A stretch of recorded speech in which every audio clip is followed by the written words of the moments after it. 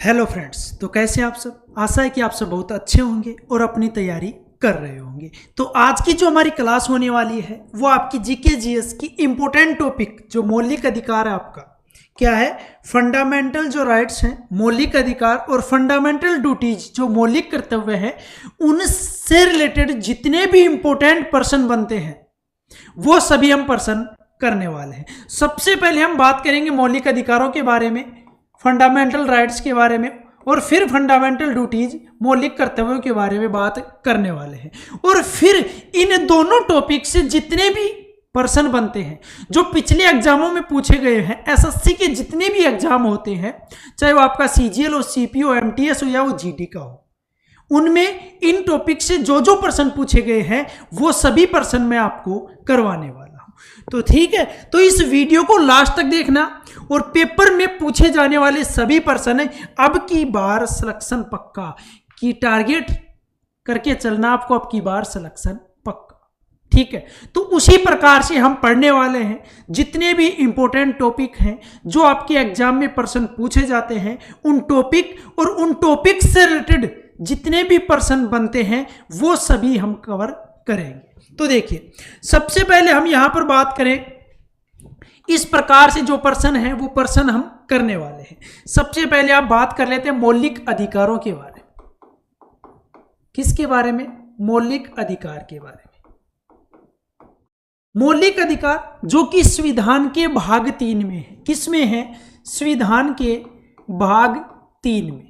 Article की बात करें तो आर्टिकल है 12 से 35 तक, अनुच्छेद 12 से 35 तक क्या है? मौलिक अधिकार है। अधिकार एक इंपॉर्टेंट बात और इंपॉर्टेंट क्वेश्चन आप इसको समझ लीजिए। देखिए, जो मौलिक अधिकार है क्या वो परिवर्तनीय है? जी, वो परिवर्तनीय है। क्या है? परिवर्तनीय है। कहने का मतलब मौलिक अधिकार जो फंडामेंटल राइट्स हैं वो क्या है? न्यायालय में परिवर्तनीय है। साथ ही ध्यान रखना, एक प्रस्तावना, ठीक है, एक तो प्रस्तावना आपकी, एक आपके नीति निर्देशक तत्व है, नीति निर्देशक तत्व है, और तीसरा आपका जो आपके मौलिक कर्तव्य है, मौलिक कर्तव्य। ये तीनों क्या नहीं है? परिवर्तनीय नहीं है। ये जरूर ध्यान रख लेना, बहुत बार एग्जाम में यहां से प्रश्न बनता है। और जो आपके मौलिक अधिकार है वो क्या है? परिवर्तनीय है। ठीक है, इसके बाद मौलिक अधिकारों के बारे में हमने बात की। एक संपत्ति का अधिकार है जो कि आर्टिकल 300 क में है। किस में है? अनुच्छेद 300 क में। किस प्रकार के अधिकार के रूप में वहां पर बैठा हुआ है? कानूनी अधिकार के रूप में वहां पर विराजमान है। कौन सा? संपत्ति का अधिकार, जो कि पहले क्या हुआ करता था? मौलिक अधिकार हुआ करता था, जिसको 44वें संविधान संशोधन 1978 के द्वारा एक कानूनी अधिकार बना दिया गया है। यह संविधान संशोधन भी आपको क्या करना है? याद रखना है। ठीक है, यहां तक समझ में आया। इसके बाद बात करें यहां पर इस टॉपिक में हम मौलिक कर्तव्यों की, क्योंकि उससे रिलेटेड भी क्वेश्चन है इस में जिसके बारे में हम बात करने वाले हैं। मौलिक कर्तव्य ये आपके हैं भाग 4 का क, या 4A बोल सकते हैं, 51A बोल सकते हैं, क बोल सकते हैं। आर्टिकल 51A में, किसमें? अनुच्छेद 51A या क में। ठीक है, भाग 4 के क में किसके द्वारा 42वां संविधान संशोधन हुआ था? कब हुआ था? 1976 में। उसके द्वारा ऐड किए गए। यदि आपसे पूछा जाए कि इसकी सिफारिश किसके द्वारा की गई, ये विचार कहां से आया, तो सरदार सरवण सिंह समिति की सिफारिश पर। कौन सी समिति? सरदार सरवण सिंह समिति। सरदार सरवण सिंह समिति की सिफारिश पर मौलिक कर्तव्यों को ऐड किया गया 42वें संविधान संशोधन 1976 के द्वारा। फंडामेंटल ड्यूटीज ये क्या नहीं है? न्यायालय में परिवर्तनीय नहीं है। यहां तक समझ में आया। 42वें संविधान संशोधन 1976 के द्वारा किस समिति की सिफारिश पर? सरदार सरवण सिंह समिति की सिफारिश पर ये ऐड किए गए थे। ये क्या थे? मौलिक कर्तव्य। ठीक है, कहां से ग्रहण किए गए? सबसे ज्यादा इंपॉर्टेंट बात है, रूस से ग्रहण किए गए। कहां से? रूस के संविधान से ये ग्रहण किए गए थे मौलिक कर्तव्य। मौलिक अधिकार और मौलिक कर्तव्यों के बारे में मैंने बता दिया है। अब इनसे रिलेटेड जो एग्जाम में प्रश्न बन सकते हैं और जो एग्जाम में प्रश्न पूछे गए हैं वो यहां करने वाले। तो देखिए पहला प्रश्न देखिए, स्वतंत्रता के अधिकारों में सबसे प्रमुख अधिकार है।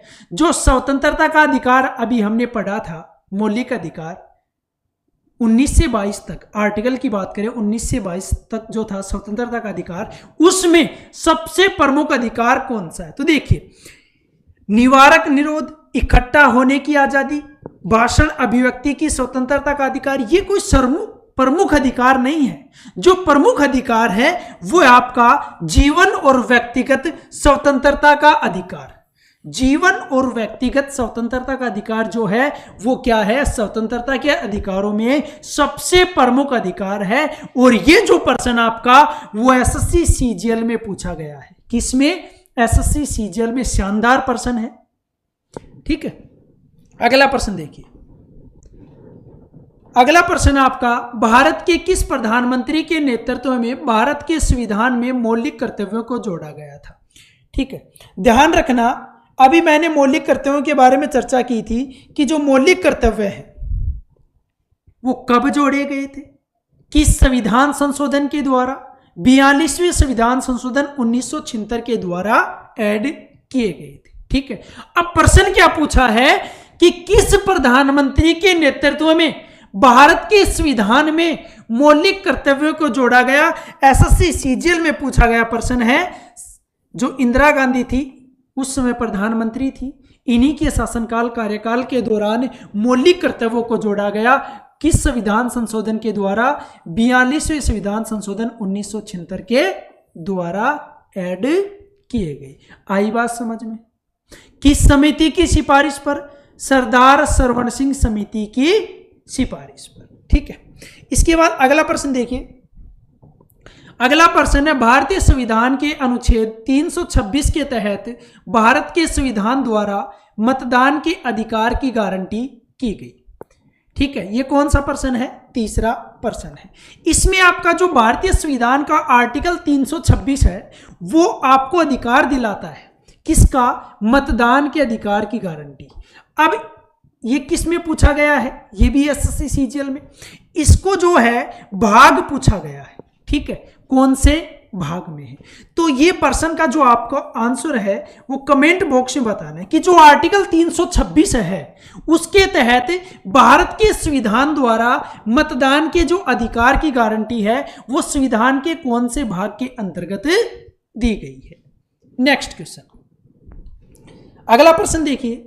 संविधान रिक्त स्थान वर्ष से कम आयु के बच्चों को कारखानों और खदानों जैसी नौकरियों करने से क्या करता है? नियोजित करने से मना करता है।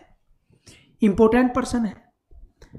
जो संविधान है वो कितने वर्ष से कम आयु के बच्चों व बच्चों को कारखानों और खदानों जैसी खतरनाक नौकरियों नियोजित करने से मना करता है? यहां पर उम्र पूछी है बच्चों की कि किस आयु से कम बच्चों के लिए जो कारखाने हैं और जो खदान है यहां नौकरी करना गैर कानूनी।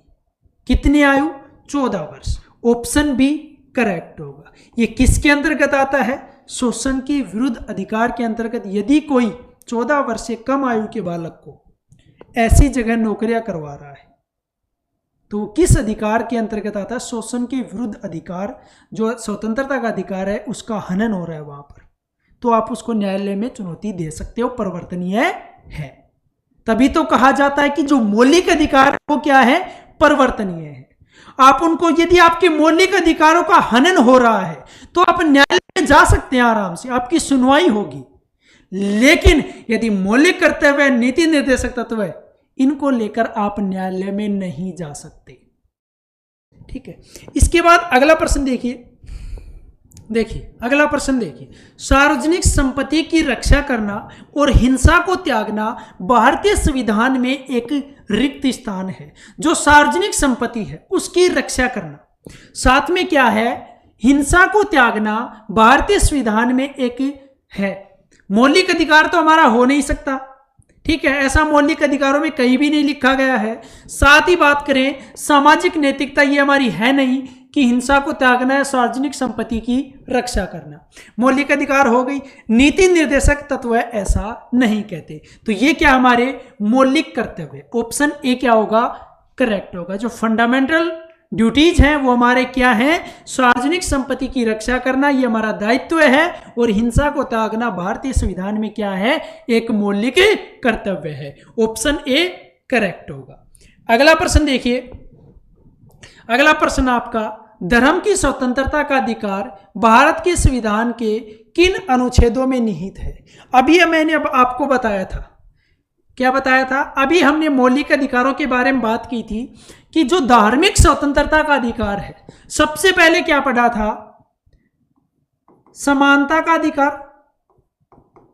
फिर स्वतंत्रता का अधिकार, फिर शोषण के विरुद्ध अधिकार, फिर धार्मिक स्वतंत्रता का अधिकार, फिर शिक्षा एवं संस्कृति का अधिकार, और फिर संवैधानिक उपचारों का अधिकार। किसका अधिकार, संवैधानिक उपचारों का अधिकार। तो यहां पर आपसे आर्टिकल पूछा है, ये किस 14 से 18, स्वतंत्रता 19 से 22, शोषण के विरुद्ध अधिकार 23-24, और धार्मिक स्वतंत्रता का जो अधिकार है वो 25 से 28, शिक्षा और संस्कृति 29-30, और संवैधानिक उपचारों का अधिकार 32। ठीक है, और यहां पर क्या पूछा गया है कि धर्म की स्वतंत्रता का अधिकार भारत के संविधान के किन अनुच्छेदों में निहित है। तो किस में है, 25 से 28 में। ऑप्शन सी क्या होगा यहां पर, करेक्ट होगा। ऑप्शन सी करेक्ट होगा। नेक्स्ट क्वेश्चन देखिए, अगला प्रश्न देखिए, भारतीय संविधान का अनुच्छेद 19 कितने स्वतंत्रता प्रदान करता है। जो भारतीय संविधान का अनुच्छेद 19 है, ये कितने प्रकार की स्वतंत्रता प्रदान करता है। तो 19 में क्या है, विचार अभिव्यक्ति की स्वतंत्रता, 6 प्रकार की स्वतंत्रता प्रदान करता है। एक आपकी विचार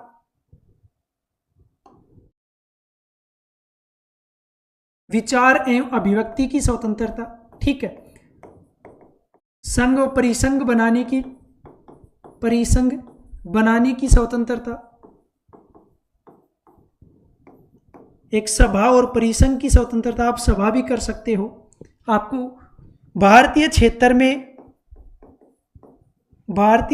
में निर्बाध रूप से आप भ्रमण कर सकते हो, आपको कोई नहीं रोकेगा। ठीक है, निवास, आप कहीं भी निवास कर सकते हो भारत में, निवास की स्वतंत्रता। एक व्यापार कारोबार की स्वतंत्रता, व्यापार व कारोबार की स्वतंत्रता। कितनी हो गई, 1, 2, 3, 4, 5 और 6। ये कितने प्रकार की स्वतंत्रता है, 6 प्रकार की स्वतंत्रता किस आर्टिकल में दी गई है, अनुच्छेद 19 में ये दी गई है।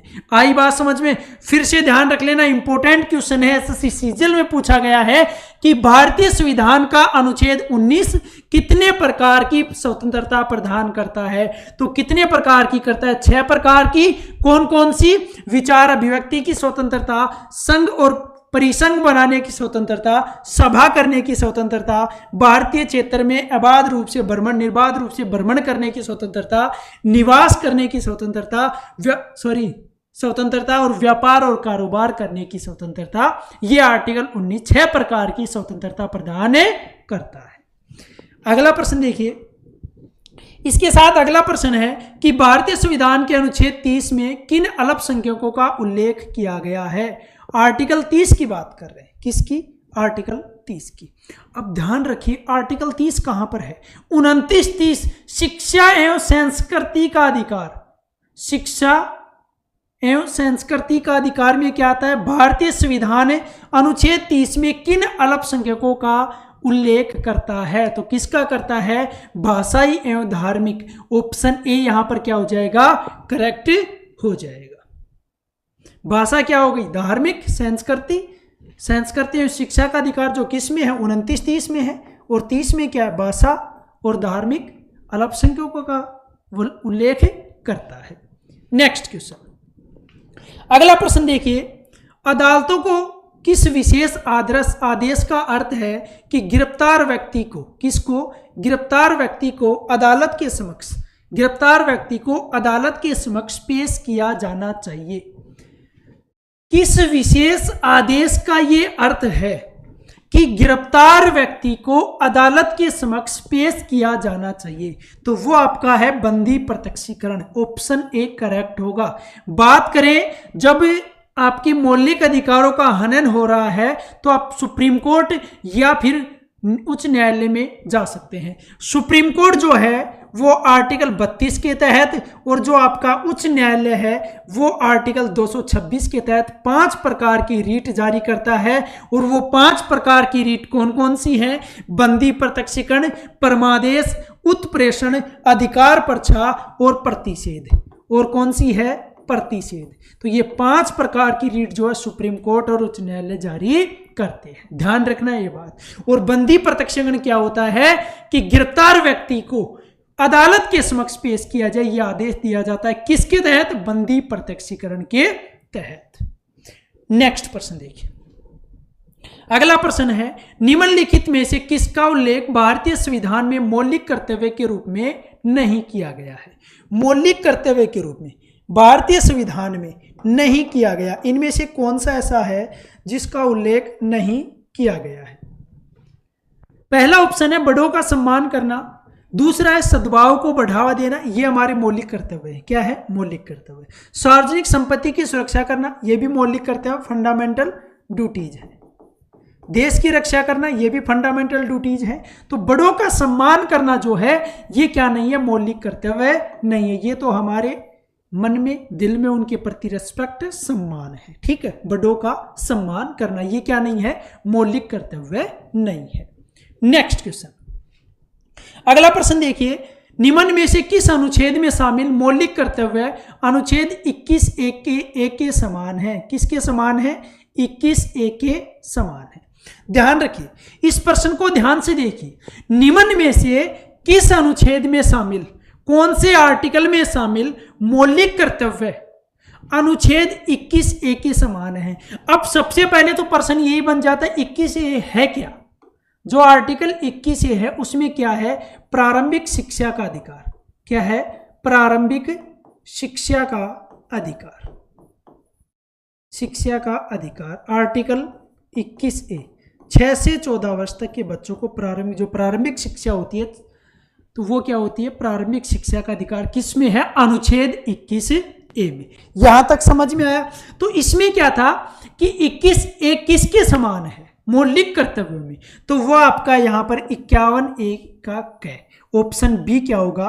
करेक्ट होगा। आई बात समझ में? 21 आर्टिकल भी पता चल गया कि क्या होता है, उसी के साथ ये भी पता चल गया 51(a) में कै जो है वो क्या है। ठीक है, नेक्स्ट प्रश्न देखिए। अगला प्रश्न है, निम्नलिखित में से कौन सा मौलिक अधिकार देश में आपातकाल घोषित होने पर निलंबित नहीं होता है? मौलिक अधिकारों की यहां पर बात की गई है। आपने सुना होगा, पढ़ा भी होगा कि जो आपातकाल घोषित किए जाते हैं उस समय मौलिक अधिकारों का निलंबन क्या है? संभव है।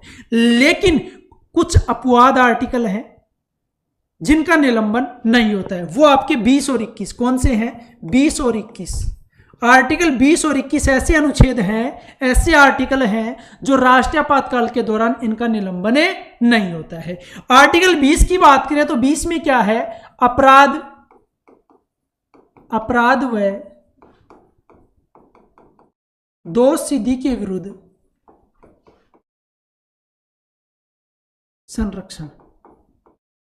अपराध व दोष सिद्धि के विरुद्ध संरक्षण, ये किस में है? आर्टिकल 20 में। 21 की बात करें तो प्राण व दैहिक स्वतंत्रता का संरक्षण, स्वतंत्रता का संरक्षण, ये आपके आर्टिकल 20 और 21। ठीक है, और 21(a) अभी हमने पढ़ा था, प्रारंभिक शिक्षा का अधिकार। तो यहां पर आर्टिकल जो 20 और 21 हैं, ये आपातकाल घोषित होने पर इनका निलंबन नहीं होगा, बाकी मौलिक अधिकारों का निलंबन संभव है। ठीक है, नेक्स्ट क्वेश्चन।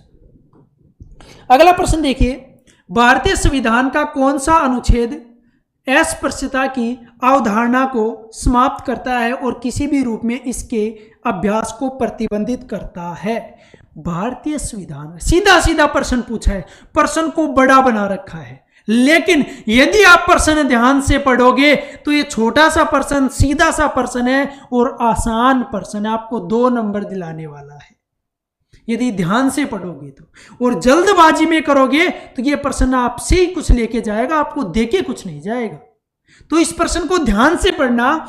देखिए, भारतीय संविधान का कौन सा अनुच्छेद अस्पृश्यता की अवधारणा को समाप्त करता है? कहने का मतलब अस्पृश्यता का समाप्ति या अस्पृश्यता का प्रतिबंध किस आर्टिकल में है, सीधा सीधा पूछ रहा है। ठीक है, तो किस में है? आर्टिकल 17 में। ऑप्शन बी करेक्ट हो जाएगा। आर्टिकल 17 में क्या है? अस्पृश्यता की समाप्ति। 18 की बात करें तो 18 में है उपाधियों का अंत। जो आपका आर्टिकल 18 है उसमें क्या है? उपाधि जो है उनका अंत किस में है? आर्टिकल 18 में। 19 के बारे में अभी हमने बात की थी। 19 जो आर्टिकल है वो 6 प्रकार की स्वतंत्रता प्रदान करता है, और जो 6 प्रकार की स्वतंत्रताएं थी वो हमने देखी थी।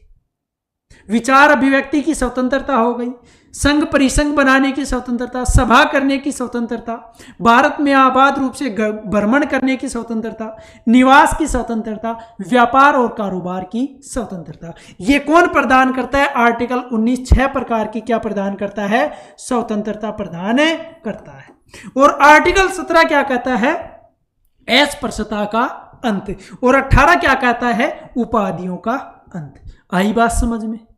सिर्फ प्रश्न को ध्यान से पढ़ना है और कुछ नहीं है। उसकी जो लैंग्वेज है, उसकी जो भाषा है प्रश्न की, उसको एग्जामिनर थोड़ा सा घुमा के आपको दे देता है और आप देखते ही अरे यार नहीं, ये तो नहीं आएगा, या फिर इसको इतनी स्पीड से पढ़ते हो आप, आंसर करके आ जाते हो और घर आके देखते हो ये तो मैंने गलती कर दिया।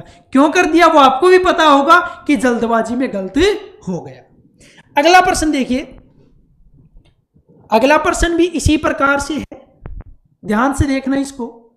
निम्नलिखित में से किसमें मानवाधिकार की सार्वभौमिक घोषणा के अनुच्छेद 29(1) से समानता है, जिसमें कहा गया है कि समुदाय के प्रति प्रत्येक व्यक्ति का कर्तव्य है। ध्यान से देखना इस प्रश्न को। कर्तव्य है जिसमें अकेले उसके व्यक्तित्व का स्वतंत्र और पूर्ण विकास संभव है। सीपीओ में पूछा गया प्रश्न है। प्रश्न का लेवल भी अच्छा है, लेकिन प्रश्न की जो भाषा है वो आपके सामने थोड़ी बढ़ा करके दी हुई है। सीधा सा प्रश्न है। देखिए, आर्टिकल की बात कर रहा है कि 29(1) से समानता है। 29(1) में भी ऐसा लिखा गया है कि जिसमें कहा गया है कि समुदाय के प्रति प्रत्येक व्यक्ति का कर्तव्य है। क्या है? कर्तव्य। आगे बात समझ में, यहीं पर समझ में आ जानी चाहिए। जिसमें अकेले उसके व्यक्तित्व का स्वतंत्र और पूर्ण विकास संभव है। ऑप्शन डी हमारा क्या होगा? करेक्ट। मौलिक कर्तव्य में ऐसा कहा गया है। किसमें? मौलिक कर्तव्य। ठीक है, नेक्स्ट प्रश्न। अगला प्रश्न देखिए। मौलिक कर्तव्य लागू होते हैं। जो मौलिक कर्तव्य हैं वो किस पर लागू होते हैं? नागरिकों पर। जो फंडामेंटल ड्यूटीज हैं वो किस पर लागू होते हैं? नागरिक। हमारे लिए तो बनाए गए होते हैं कि सार्वजनिक संपत्ति की सुरक्षा करना, देश की रक्षा करना आह्वान किए जाने पर। तो ये किसके लिए बनाए गए हैं? नागरिकों के लिए बनाए गए हैं। कहां पर है ये? भाग 4 के 51A में है।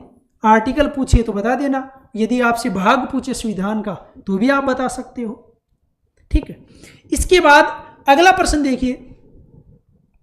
भारत में न्यायिक प्रणाली काफी हद तक स्वायत्त है। जो भारत में न्यायिक प्रणाली है वो क्या है? काफी हद तक स्वायत्त है, स्वतंत्र है। न्यायपालिका को भारतीय संविधान में दिए गए मूल अधिकारों की रक्षा करने के लिए अनुच्छेद 32 और रिक्त स्थान के तहत अपनी शक्तियों का उपयोग करना चाहिए। ऐसा से सीपीओ में प्रश्न पूछा गया। शानदार प्रश्न, आप सोच भी नहीं सकते इसका आंसर क्या लिखा गया है। ध्यान से देखना।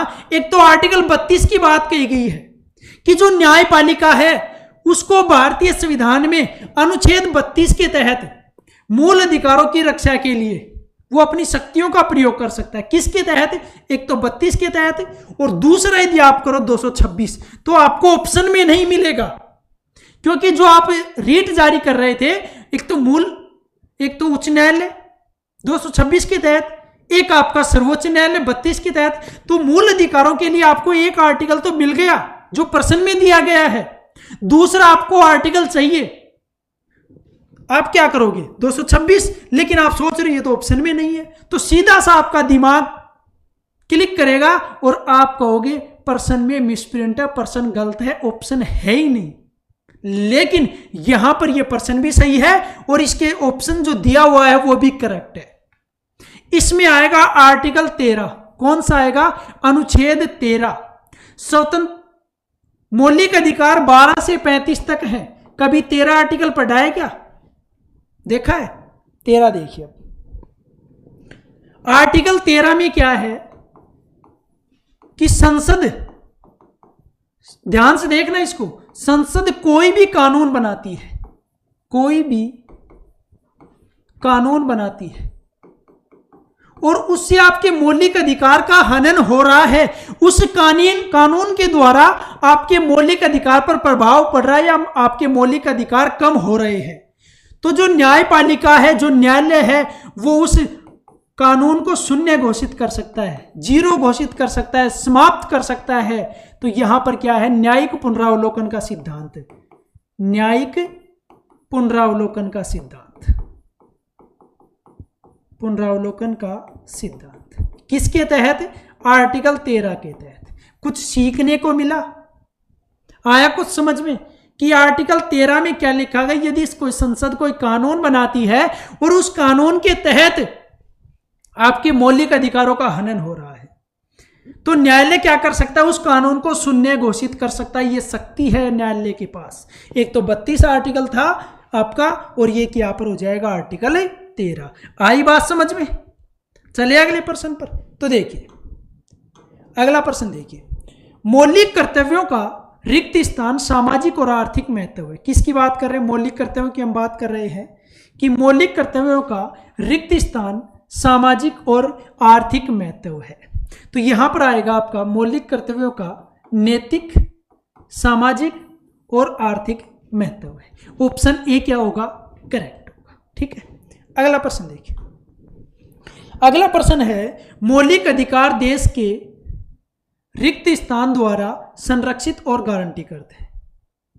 मौलिक अधिकार देश के रिक्त स्थान द्वारा संरक्षित और गारंटी करते हैं। एसएससी सीपीओ में पूछा गया प्रश्न है, तो ये आपका आएगा यहाँ पर संविधान। ऑप्शन बी क्या होगा? करेक्ट होगा। जो मौलिक अधिकार है वो देश के संविधान द्वारा, हमारा देश का जो संविधान है उसके द्वारा संरक्षित है और गारंटी करते हैं। ऑप्शन बी क्या होगा? करेक्ट होगा। ठीक है, अगला प्रश्न देखिए। जब संपत्ति के अधिकार को मौलिक अधिकार के रूप में समाप्त कर दिया गया तब प्रधानमंत्री कौन थे? जो संपत्ति का अधिकार है उसको मौलिक अधिकार के रूप में समाप्त करके एक विधिक अधिकार बना दिया गया और उसको रखा गया अनुच्छेद 300 क में, एक कानूनी अधिकार के तौर पर। किसके तौर पर? कानूनी अधिकार के तौर पर। जब ऐसा किया गया, इसके साथ संपत्ति के अधिकार के साथ, उस समय प्रधानमंत्री कौन थे? तो थे आपके मोरारजी देसाई। ऑप्शन सी क्या होगा? करेक्ट होगा। जब संपत्ति के अधिकार को मौलिक अधिकार की श्रेणी से समाप्त कर दिया गया या हटा दिया गया, उस समय जो प्रधानमंत्री थे वो कौन थे? मोरारजी देसाई। और ये भी ध्यान रख लेना, संपत्ति का अधिकार वर्तमान में कहां पर है? अनुच्छेद 300 क में एक कानूनी अधिकार के रूप में विराजमान है। नेक्स्ट प्रश्न, अगला प्रश्न देखिए। संविधान का निम्नलिखित में से कौन सा अनुच्छेद किसी भी जाति के उम्मीदवार को रोजगार के किसी भी अवसर के लिए आवेदन करने का अधिकार देता है? संविधान का निम्नलिखित में से कौन सा ऐसा अनुच्छेद है जो किसी भी जाति के उम्मीदवार को सार्वजनिक रोजगार के किसी भी अवसर के लिए आवेदन करने का क्या देता है? अधिकार देता है। तो आर्टिकल 16 आपने सुना होगा, लोक नियोजन के विषय में अवसर की समानता। तो उसमें एक आपका आर्टिकल 16(2) है जिसमें ऐसा लिखा गया है। ऑप्शन ए क्या होगा? करेक्ट होगा। 16 में क्या है? लोक नियोजन के अवसर में क्या समानता, लोक नियोजन के विषय में अवसर की समानता। तो इसमें 16 ये आर्टिकल है और 16(2) में लिखा गया कि किसी भी जाति के उम्मीदवार को सार्वजनिक रोजगार के किसी भी अवसर के लिए आवेदन करने का क्या है, अधिकार है। ठीक है, आई बात समझ में। नेक्स्ट क्वेश्चन, अगला प्रश्न देखिए, निम्नलिखित में से कौन सा कथन राज्य के नीति निर्देशक तत्वों के बारे में सही नहीं है? इनमें से कौन सा कथन है जो राज्य के नीति निर्देशक तत्वों के बारे में सही नहीं है? मैंने अभी थोड़ी देर पहले जब हमने इस वीडियो की शुरुआत की थी तब इस प्रश्न का आंसर बताया था। यदि आपने ध्यान से सुना है तो आप इस प्रश्न का आसानी से आंसर दे सकते हैं। देखिए, पहला ऑप्शन क्या है कि इनका उल्लेख भारतीय संविधान के भाग 4 में किया गया है। नीति निर्देशक तत्व भाग 4 में है, आर्टिकल 36 से 51 तक। ठीक है। दूसरा है, इनका उद्देश्य भारत में कल्याणकारी राज्य की स्थापना करना है। ये दोनों अभी तक सही हैं, लेकिन हमें ढूंढना है कि इनमें से कौन सा सही नहीं है। तीसरा है कि ये भारतीय संविधान की एक नवीन विशेषता, ये भी सही है। और चौथा है, ये प्रकृति में न्याय संगत है। कहने का मतलब परिवर्तनीय है, लेकिन ये परिवर्तनीय नहीं है। ऑप्शन डी हमारा यहां पर क्या होगा, राइट आंसर होगा। क्या होगा, राइट आंसर। मैंने बताया था कि जो नीति निर्देशक तत्व हैं मौलिक कर्तव्य हैं और प्रस्तावना क्या नहीं है, परिवर्तनीय नहीं है। और नीति निर्देशक तत्व भाग 4 में क्या है, आर्टिकल 36 से 51 तक। नेक्स्ट क्वेश्चन, अगला प्रश्न देखिए, सर्वोच्च न्यायालय द्वारा मौलिक अधिकारों के उल्लंघन का निवारण करने के लिए निम्नलिखित में से किस अनुच्छेद के द्वारा किया जा सकता है? किसकी बात कर रहे हैं, सर्वोच्च न्यायालय की हम बात कर रहे हैं। ठीक है, ध्यान से देखना, सर्वोच्च न्यायालय और उच्च न्यायालय दोनों ध्यान से देख के ही उसका आंसर देना है। तो यहां पर लिखा गया सर्वोच्च न्यायालय, तो सर्वोच्च न्यायालय आर्टिकल 32 सीधा सा है, ऑप्शन ए क्या होगा, करेक्ट होगा। यदि आपसे पूछे उच्च न्यायालय तो अनुच्छेद 226 होगा, यह भी आपको पता होना चाहिए। यदि आपसे पूछे ये कितने प्रकार की रीट जारी कर सकते हैं, 5 प्रकार की रीट जारी कर सकते हैं। ठीक है, नेक्स्ट प्रश्न, मौलिक अधिकारों की सुरक्षा के लिए भारत के सर्वोच्च न्यायालय द्वारा कितने प्रकार की रीट जारी की जा सकती है? अभी मैंने बताया था सर्वोच्च न्यायालय 32 के तहत, जो सर्वोच्च न्यायालय है वो किसके तहत, 32 के तहत, उच्च न्यायालय 226 के तहत 5 प्रकार की रीट जारी कर सकते हैं। कितने प्रकार की, 5 प्रकार की, बंदी प्रत्यक्षीकरण, परमादेश, उत्प्रेक्षण, अधिकार पर्चा और प्रतिषेध। नेक्स्ट क्वेश्चन, अगला प्रश्न देखिए, निम्नलिखित में से कौन मौलिक कर्तव्य नहीं है? इनमें से कौन सा ऐसा ऑप्शन है जो मौलिक कर्तव्यों की श्रेणी में नहीं आता? पहला आपका है प्राकृतिक पर्यावरण की रक्षा करना, यह हमारा मौलिक कर्तव्य है। संविधान का पालन करना, यह भी मौलिक कर्तव्य है। भारत की एकता और अखंडता को बनाए रखना और उसकी रक्षा करना, यह भी क्या हमारा मौलिक कर्तव्य है। चुनाव के दौरान मतदान करना, यह क्या नहीं है, यह हमारा मौलिक कर्तव्य नहीं है। तो ऑप्शन सी क्या होगा, करेक्ट होगा। जो चुनाव में मतदान करना वो हमारा अधिकार है, वो क्या हमारा अधिकार है, न कि मौलिक कर्तव्य। नेक्स्ट क्वेश्चन, अगला प्रश्न देखिए, एक्स जिसकी आयु 10 वर्ष है एक कारखाने में कार्यरत है, एक्स के निम्नलिखित में से किस अधिकार का उल्लंघन किया जा रहा है? एक्स किसी को भी मान लीजिए जिसकी आयु 10 वर्ष है, वो एक कारखाने में कार्यरत है। अभी मैंने बताया था जब हम पढ़ रहे थे शोषण के विरुद्ध अधिकार में, 14 वर्ष से कम आयु के बालकों कारखानों इत्यादि में काम करवाना गैर कानूनी है। तो उसके कौन से अधिकार का उल्लंघन हो रहा है? शोषण के विरुद्ध अधिकार। ऑप्शन बी क्या होगा, करेक्ट होगा। क्या होगा, ऑप्शन बी करेक्ट होगा। किसकी बात कर रहे हैं हम, एक्स की, जिसकी आयु कितनी है, 10 वर्ष। कहने का मतलब 14 वर्ष से कम है, और वो क्या कर रहा है, कारखाने में कार्य कर रहा है। और प्रश्न ये पूछा गया है कि उसके किस अधिकार का उल्लंघन हो रहा है। तो शोषण के विरुद्ध अधिकार का उसका क्या हो रहा है, उल्लंघन हो रहा है। ऑप्शन बी यहां पर क्या हो जाएगा, करेक्ट हो जाएगा। नेक्स्ट क्वेश्चन, अगला प्रश्न देखिए, निम्नलिखित में से कौन सा मौलिक अधिकार मानव तस्करी, बेगार और अन्य प्रकार के जबरन श्रम को प्रतिबंधित करने से संबंधित है? मानव तस्करी, बेगार और अन्य प्रकार की जबरन श्रम, जो जबरदस्ती मेहनत करवाई जाती है, उसको प्रतिबंधित करने से संबंधित कौन सा है? तो वो ही आपका शोषण के विरुद्ध अधिकार। ऑप्शन ए क्या होगा? करेक्ट होगा। ठीक है, नेक्स्ट क्वेश्चन। अगला प्रश्न आपका, भारतीय संविधान का इनमें से कौन सा अनुच्छेद शोषण के विरुद्ध अधिकार प्रदान करता है?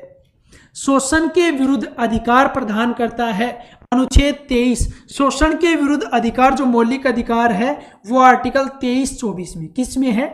23-24 में। ठीक है, नेक्स्ट क्वेश्चन। निम्नलिखित में से कौन सा मौलिक अधिकार अल्पसंख्यकों के हितों की सुरक्षा से संबंधित है? इनमें से कौन सा मौलिक अधिकार है जो अल्पसंख्यकों के हितों की सुरक्षा से संबंधित है? देखिए, समानता का अधिकार आपका 14 से 18, स्वतंत्रता का अधिकार आपका 19 से 22, 23-24 शोषण के विरुद्ध अधिकार, और 25 से 28 आपका धार्मिक स्वतंत्रता का अधिकार, और 29-30 है आपका शैक्षिक और सांस्कृतिक अधिकार। तो अल्पसंख्यकों के हितों की सुरक्षा से संबंधित कौन सा मौलिक अधिकार है? शैक्षिक और सांस्कृतिक अधिकार है। Next question. अगला प्रश्न देखिए, कौन सा अनुच्छेद धर्म के मामले में अपने मामलों का प्रबंधन करने की स्वतंत्रता प्रदान करता है? धर्म के मामले में अपने मामलों का प्रबंधन करने की स्वतंत्रता प्रदान करता है। कौन सा करता है? आर्टिकल 26। ऑप्शन सी क्या होगा?